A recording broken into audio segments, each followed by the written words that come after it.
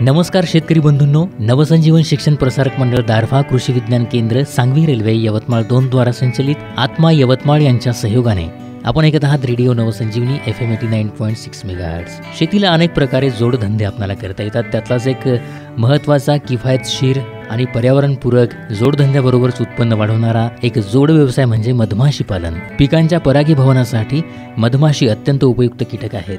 मधमाशीद्वारे परागीभवन होऊन शेतातील पिकांच्या उत्पन्नात मोठ्या प्रमाणात वाढ होते। मधमाशी पालनातून मधासोबतच मेण, पराग, रोंगण आणि रॉयल जेली मिळते।